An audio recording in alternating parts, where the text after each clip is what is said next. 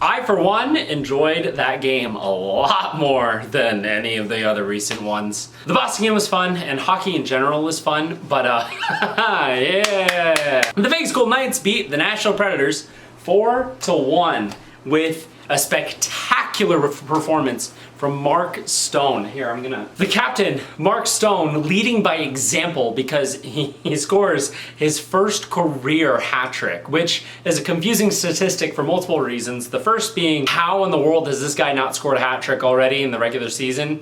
The second point is that latter point. He's scored 2 hat tricks in the postseason for us, one in the round against the Sharks where we ended up losing in 7, whatever. And then the second one in the cup clinching game 5 last season when we were able to lift Lord Stanley above our heads. Me metaphorically, them literally. Before we jump into that, Brendan Brisson makes his NHL debut.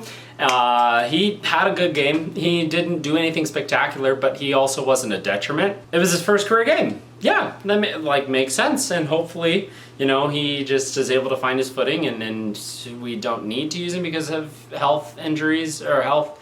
People get healthy, but also at the same time, if we have him give us a reason to not send him down, then that's a great problem to have, you know, we'll see. Jumping way too far ahead with that, but this first goal, 5 minutes left in the first period, we barely just got our first shots on goal, which, yeah, the Nashville Predators started out shooting us 7-0, and then we end up scoring first because hockey is hockey. This goal was a ton of puck luck, but also the Vegas Golden Knights sending the puck actually on goal instead of just passing around the perimeter. Stevenson drops it for Stone, tries to shoot it, it gets blocked, back to Haig, takes a slapper, it gets blocked out into the corner. Doro collects it, sends it over.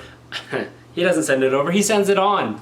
And it gets blocked or saved, and it kicks out into the slot where Mark Stone is waiting, grabs the puck, rips it, 1-0. See? This is what can happen when you actually send the puck on the net.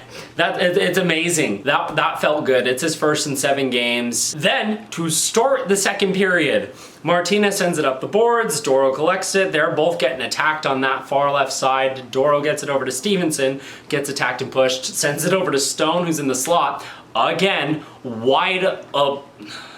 I almost said wide alone because it was wide open and all alone, but I just, you know. And he rips it past Saros again, and it's 2-0. The captain, doing captain things. I just, yeah. The Predators get one back, unfortunately, because there was a tip from Evangelista in front of the net. Nothing Thompson can do, which, speaking of Logan Thompson, this guy had himself one incredible game. I thought for a second that this one was tipped by Zach Whitecloud off his hands and past Thompson. It was just Evangelista tipping it. That would have been the 3rd defenseman scoring on his own goalie in the last 3 games. It doesn't matter. Thompson had an incredible night.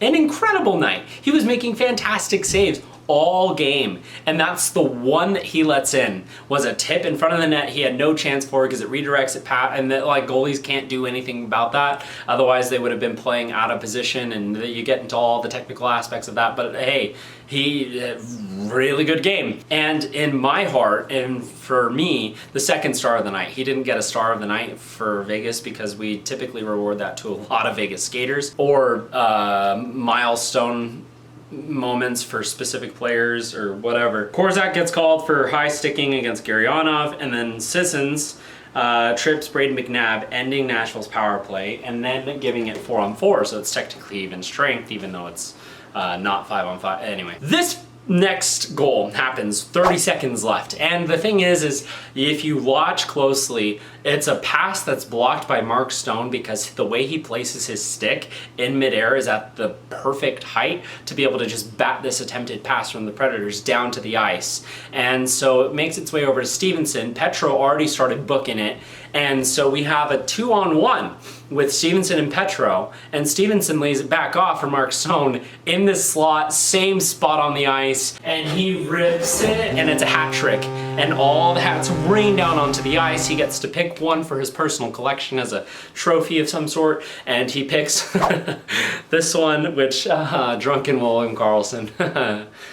In general, William Karlsson, we miss you, dude. Please get back in, get healthy. What an unbelievable performance from Mark Stone. With his first regular season career hat trick, and Stevenson getting a point on 2 of these. He the primary assist is like definitely good. However, the emphasis that I want to place is immediate chemistry between Dorofeev, Stevenson, and Stone. Dorofeev was driving play with this line really, really well. I absolutely loved seeing this line together on the ice. They controlled the puck. They were able to create these different chances, and they worked tonight beautifully. Dorofeev deserves a spot on this lineup when everyone is completely healthy.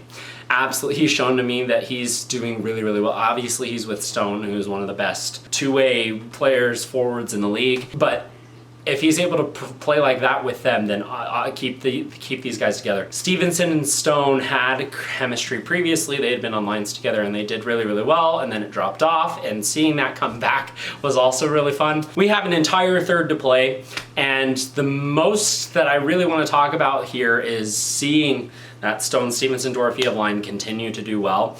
Logan Thompson continuing to make great saves. Really, our penalty kill was fantastic throughout the entire game, and this was especially evident from Waugh. I noticed intercepting a lot of passes really well, and Romberg I was really impressed with as well tonight. He made this one kick save as a defenseman, or he's a forward, block shot, and it was a really good kick save. And Logan Thompson immediately, because the puck went out of play and so the play was dead, and Logan Thompson immediately jumps up, skates over to him and says thanks, and that was the cutest thing.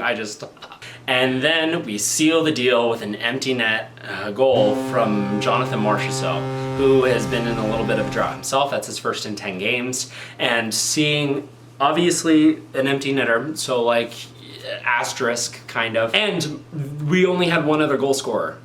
So like I'm still, there's concern, but right now, just for the night, enjoy. This was a fantastic game. It was so much fun. I got to watch it with my family because it was earlier, and so matinee games, which was still a 6 p.m. game for us, is just great, especially because my son loves Mark Stone. He's probably his favorite player right now because he has his jersey for the Vegas Golden Knight Retro.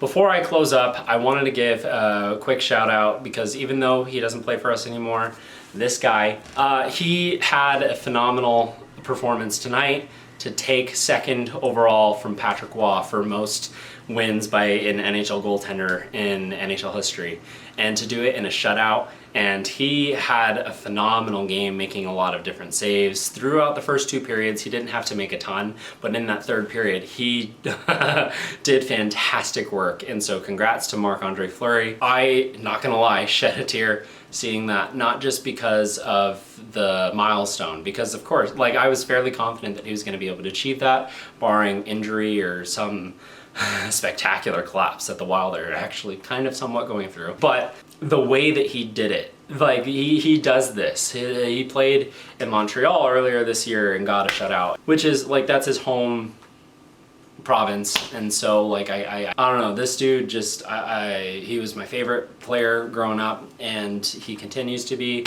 Logan, my son's middle name is Fleury, and so just wanted to share the love there. Our next game is Thursday against the Rangers, again in T-Mobile, so hopefully they're able to rest up and get healthy, please. But that's going to be it for Game 44's Nightly Review. Thank you so much for watching, and have a good night.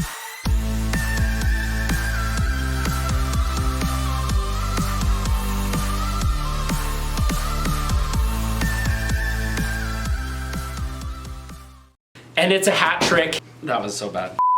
And he rips it again, and it's another hat trick. I said another, it's not another. And he rips it, and it's a, that was so bad. Only one hat got in the frame.